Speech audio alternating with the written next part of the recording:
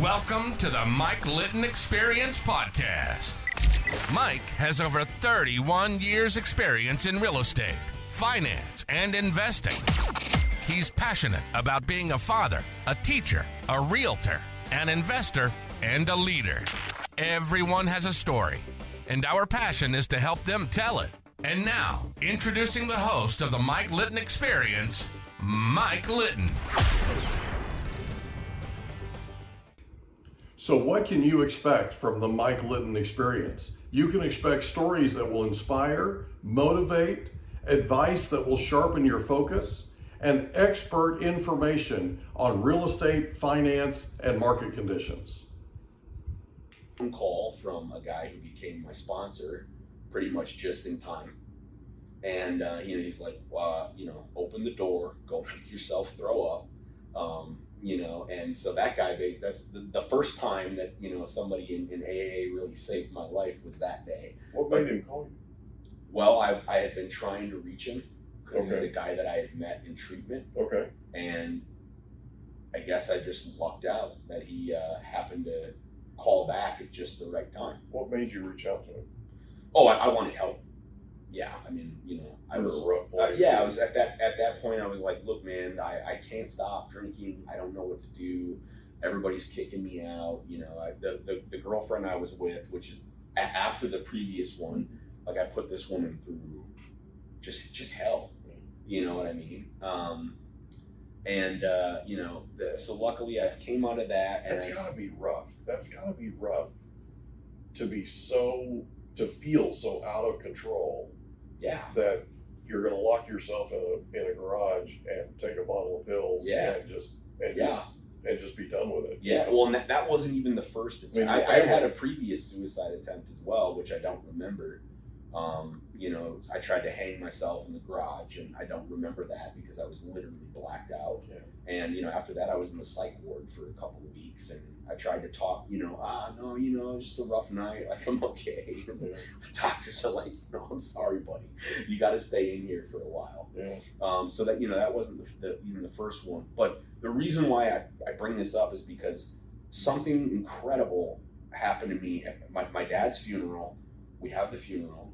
I'm at the reception after, and I had this feeling of just like my ego was just absolutely 100% smashed. Just like looking at the people there, going through I wasn't even able to conjure up emotion to grieve my dad because I was so selfish that I was just like, I don't feel good, and I made everything about me. Yeah. And that's really that's that was my MO in life, me. What else? You can't love me enough. What else? Is that all you got? And that just crushed me. It just crushed me. And the day after, I went and I called this guy, and I said, look, man, I will do whatever. I don't care what I will do, whatever you tell me to do. I just don't want to ever drink again. Oh, wow. And that guy, his name was Bob. He's the only guy named Bob I know that's younger than me. Yeah. And he became my sponsor and later my friend, and he was the best man at my wedding. Oh, wow. Cool. But he took me through the steps. Yeah. And he's like, this is exactly what you're going to do. He took me through exactly how he was taken through. And I have not had a drink of alcohol since December 19th, 2012. Congratulations, bud. Thanks. So let me ask you a question. Yeah. What were the steps? The steps of Alcoholics Anonymous. The steps that he took you through. We took me through the steps of Alcoholics Anonymous. Okay. Yeah. Do you mind talking about those? I mean, that can be a fairly in-depth conversation, but if I was going to summarize it, it's a process that brings you through a psychic change. Okay. First you have to identify and admit that you have an issue.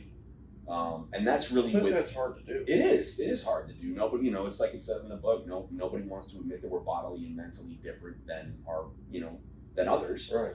But you do have to accept that. With no acceptance, if you're resisting the problem, it's just going to persist. Well, it's like you said, your ego was just crushed. Like you just couldn't get any lower. Right. You just buried your dad. I mean, this had to have been a really dark time. It was a very dark time. And you're reaching out, and you had tried the day before to attempt suicide, right? And so, I mean,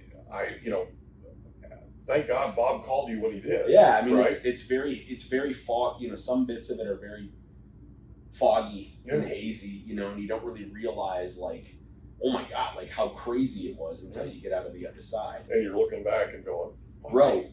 Yep. This is something, right? Yep. So the steps that you went through, that Bob took you through. Yeah, the 12 steps of Alcoholics Anonymous. Gotcha. Yeah. So the first one is you've got to get to a place to where you admit that you're different. You got to get to a place to where you admit that, you know what, I've got some flaws. Exactly. Yeah. Yeah, well, that I'm an alcoholic. Yeah. And there's no doubt about it in my mind.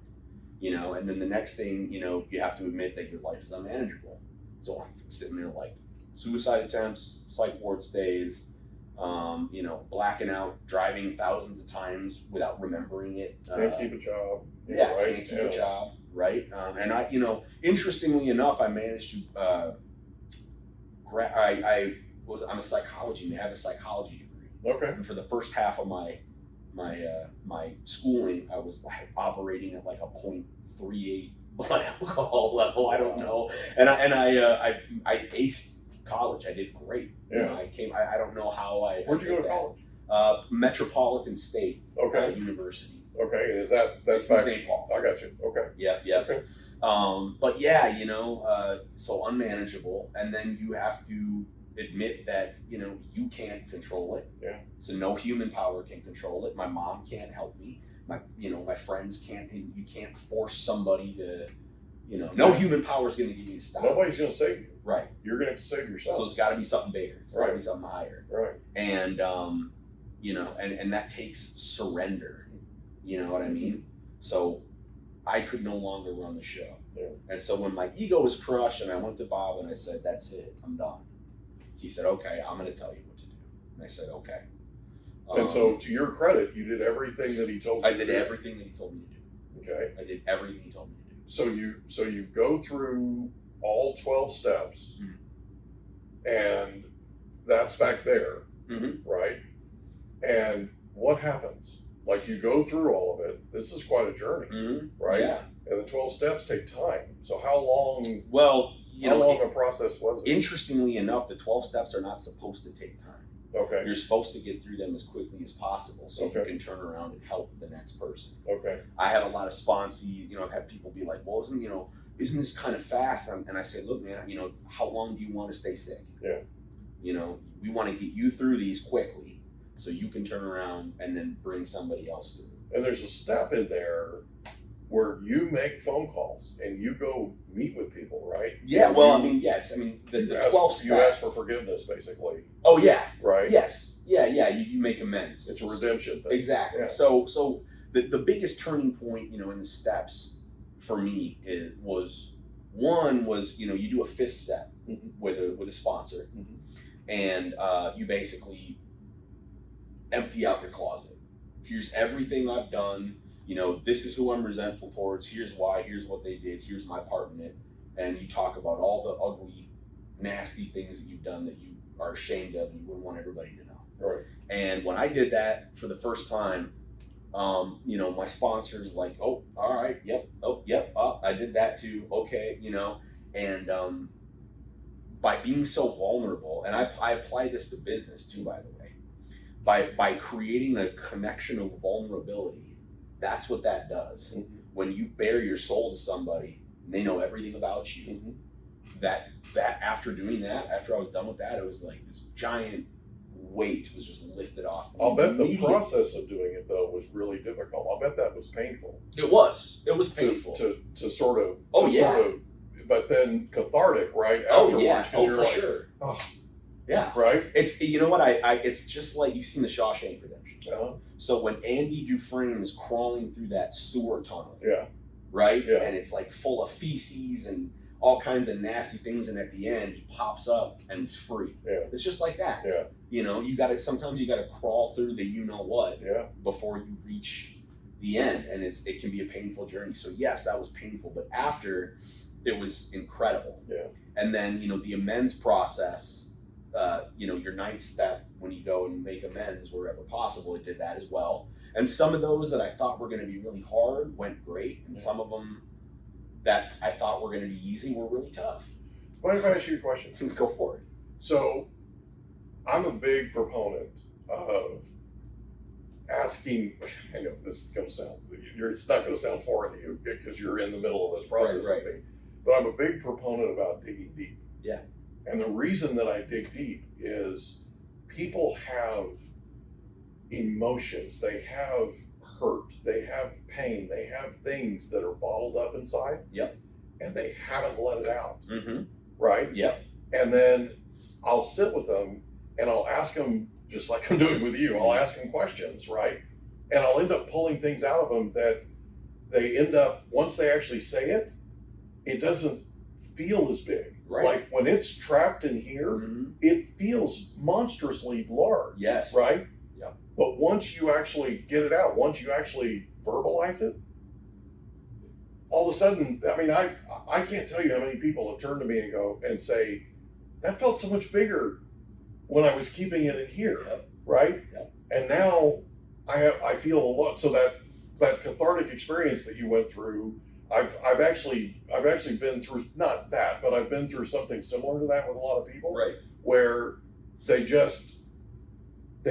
sort of unload, and then once they unload, they're like, oh wow, that felt so much bigger when you know what I'm saying? Yep.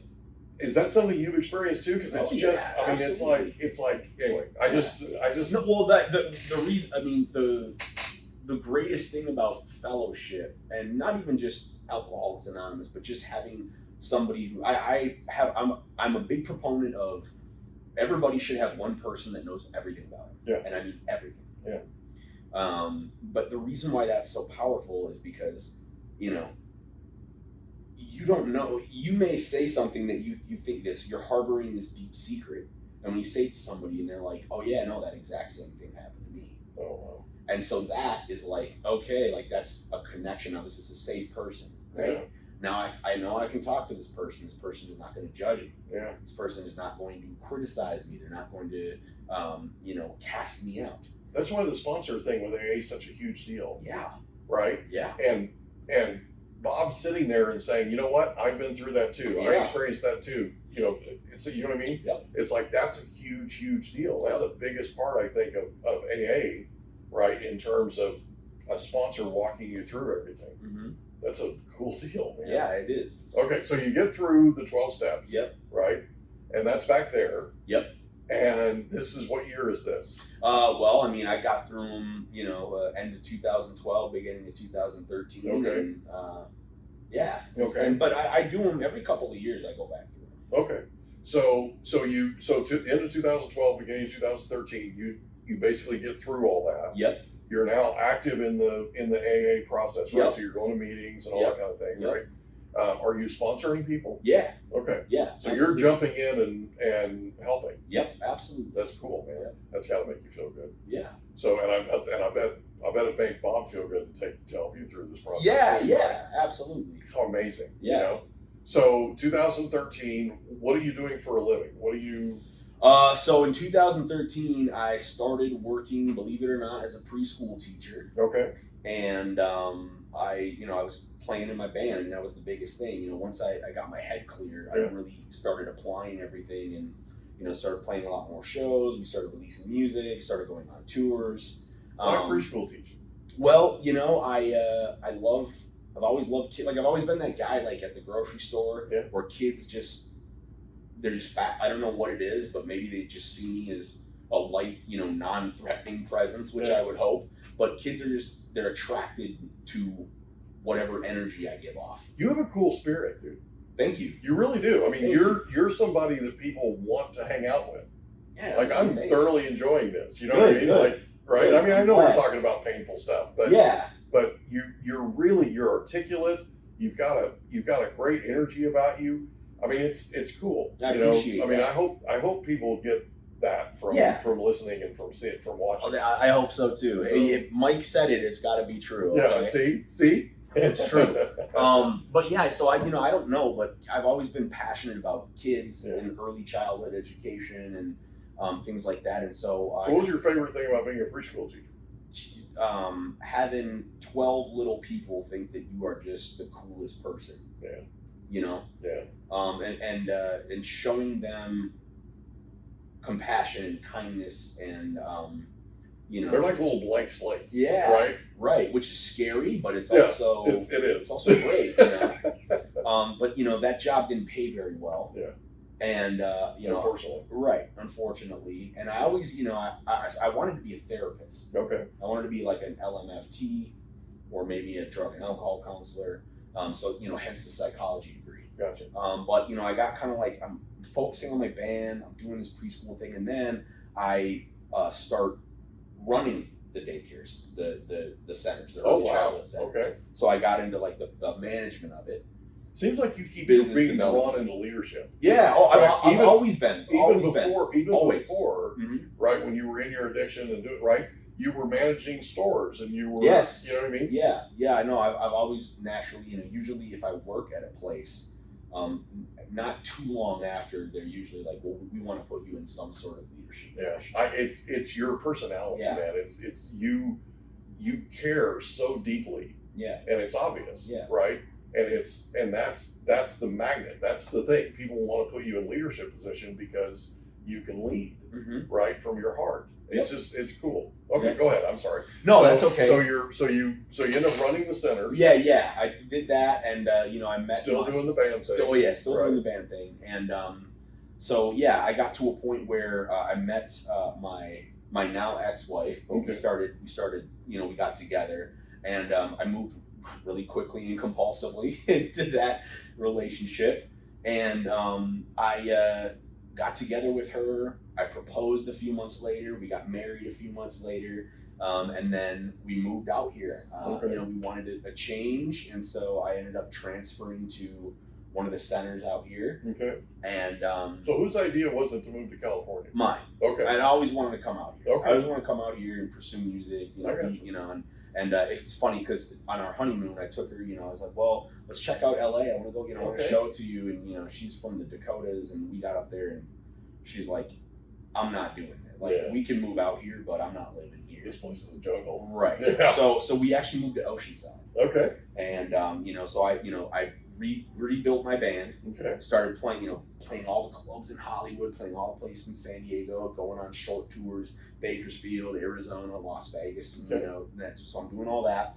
And you know, when you have a band is a business, and if you want to, these days, record companies aren't throwing money at you. There's no talent agents going out there. That's not how it works anymore. Not the way. You have It's to a get whole different world. Exactly. Yeah. Exactly. So you have to get yourself to a certain realm Mhm. before, you know, anybody will be like, okay, look, let's, you know, pay some attention to these guys. Right. So I learned marketing, Mhm. you know, budgeting, productivity, Out of necessity. organization. Yeah. Yeah, you have to, and there's no Yeah. school for it. Yeah. Right? So I started doing that. It's real hard knocks. I'm out here, I'm in business development, and this company I'm working for, they don't, you know, I realized one day that, you know, they don't really care about the kids. The kids, they're just dollars. Yeah, they're numbers. Yeah, like, you know, cut costs, cut this, get as many kids in there as you can, Yeah.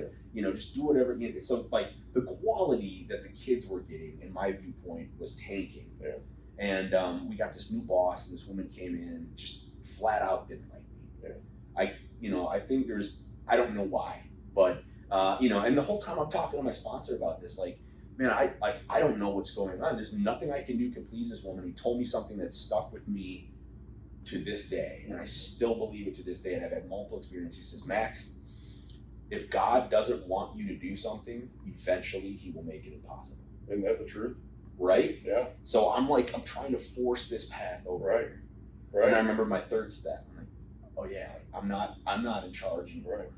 And eventually it got to the point where I knew this woman was going to fire me. Because, you know, she just wanted to clean house. And so I ended up quitting. And I was like, well, what the hell am I going to do now? You know, Right. like, I don't want to, you know, what skills, like you know, the median income of a psychologist isn't good enough for a San Diego lifestyle. Right. Not to mention we had a kid. Yeah. So I got a daughter. Oh, wow. And I'm like, well, I know how to market. Mhm. I know how to sell things. Mhm. So let's see what I can do there. And I put out a bunch of resumes. I ended up getting hired at a company called New Venture Escrow. Okay. You heard of New Venture? I've used New Venture. There you go. Yeah. So Casey Albert Toppy is my guy. Albert's the man. Yeah. He's and he is one of the best. Yes, he is. Yes, he is. Good. So I start hundreds of deals with him. Right. Yeah. But I go to this interview there, and Casey LeBlanc, CEO, president, he interviews me, and he basically, he asked me questions like, "You have any real estate?" And I forgot I have a real estate license as well. Okay. So I got that right before I moved out here. Right. My plan was to hit it rich in real estate. Right. Yeah. It didn't work out. Yeah. I'm not a very good agent, but that's a different story. Right. Anyways, so I go to this interview. I tell him, I got my, I know how to market. I got my real estate license X, Y, and Z, but I don't know anything about escrow. I don't know, anything. And he's like, you know what? I like you, so I'm gonna hire you. Yeah. And he hires me. And this guy in the next 4 years teaches me more about business and entrepreneurship and leadership than anybody ever. I love it. Wildly, I owe Casey a great deal, and he probably doesn't even know that. Yeah. But like the level he operates on, and like seeing the energy and the passion, and it just like lit a fire inside me, you know. That's and cool.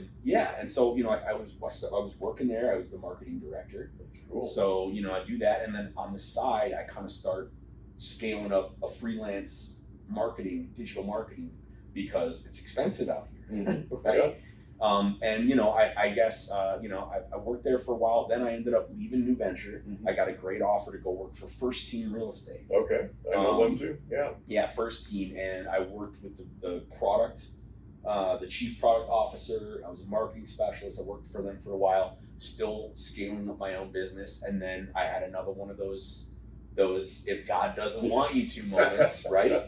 Here we go. I get the door slammed to my foot. Boss, yeah, she comes in. She's great, but I just my girlfriend now, who is super successful. I ended up getting divorced in 2020, and that's when I'm working for New Venture, and I meet this new woman, and I've got my side business, and I decide to incorporate it. And one day, I have a conversation with my new boss at First Team, and it just rubbed me the wrong way. And I call my sponsor up. I'm like, man, this is what's going on. And then he said, my current sponsor, a guy named Alex, he's incredible. Yeah. He's from Philly, so he's a no BS kind of I guy. love it. He'll tell you, you pull your head out of here. That's right. That's right. I need people like that. Yeah. Because I like to sugarcoat. I can rationalize anything. That's it. And he says, Max, maybe you're just at a point in your life where you can't work for anybody. Maybe you got to be the boss. And this guy's wise, man. Yeah, right. Yeah. And that was it. And some people are like that, and some people aren't. But I talked to my girlfriend about it. She goes, "Look, wait, you can do it. You can do it." So I quit my job, and I've just been focusing on my business, my consulting business now, which is essentially it's a full stack digital marketing agency where I can help pretty much anybody grow their business online. Okay. But real estate agents are kind of my bread and butter, because I've worked with a lot of real estate agents, real estate, lending, all that. So let's talk about that specifically. So you start that as sort of a side hustle. Yeah. Right? Yeah. And dude, a lot of us have side hustles, Yes. right? Because living out here, you've got to have more It's than necessary. one source. Yeah, you've got to have more than one source of income. That's right. And by the way, real estate agents have side hustles too, right? Absolutely. I mean, it's